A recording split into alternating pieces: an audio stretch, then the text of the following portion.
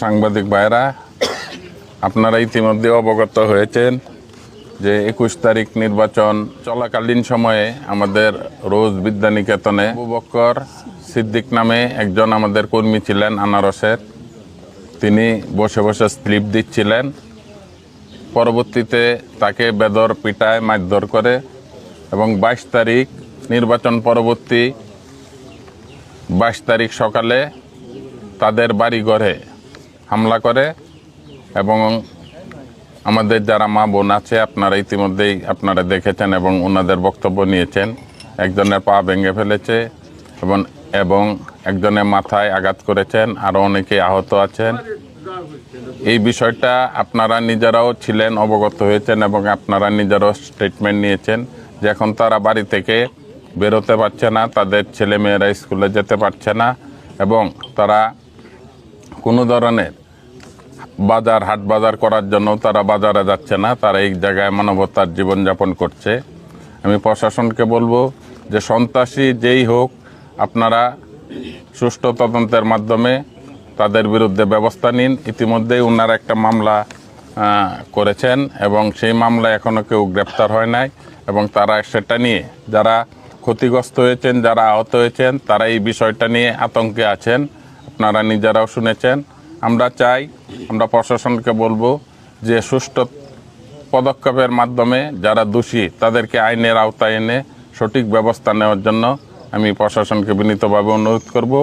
আর আমি এখানে যারা আছে এলাকাবাসী সকলকে বলবো যে আপনারা ধৈর্য ধরেন, আপনারা কোনো ধরনের কোনো সংঘাতে জড়াবেন না, আপনারা ধৈর্য ধরে পরিস্থিতি মোকাবেলা করেন। আমাদের প্রশাসন আছে, আমরা আছি, আমাদের উপজেলা আওয়ামী লীগের নেতৃবৃন্দ আছে, আমাদের যারা গৌরীপুরে সিনিয়র নেতৃবৃন্দরাও আছেন, তাদের সাথেও আমরা গতকালকে মত বিনিময় করেছি এই বিষয়গুলো নিয়ে, যেন গৌরী পরবর্তীতে কোনো ধরনের কোনো সহিংসতা না ঘটে, কোনো ধরনের কোনো গণ্ডগোল না হয়, সেই বিষয়ে সকলকে শান্ত থেকে পরিস্থিতি মোকাবেলার জন্য আমরা বিশেষভাবে অনুরোধ করেছি।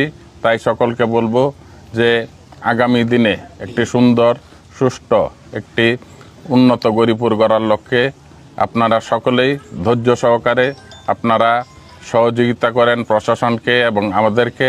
আমরা অবশ্যই গৌরীপুরে শান্তি শৃঙ্খলা আমরা ফিরিয়ে আনবো। আমার কথা হলো এটাই যে নির্বাচন আসবে, সবারই অধিকার আছে নির্বাচন করার, কে পক্ষে বিপক্ষে কোনো পক্ষ নাই।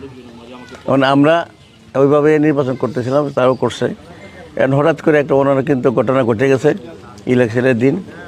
যাই হোক, এটা হচ্ছে পরের দিন আমি এখানে আসছিলাম সকালে আসার পর আমি সবাইকে এখানে এলাকা যারা আছে অনেকেই ছিল, আমি বলছি যে কোনো গণ্ডগোল করো না, এখানে যা হবার এই হয়েছে, আর যাতে পরবর্তীতে কোনো হিংসাত্মক মারামারি কাটাকাটি না হয়।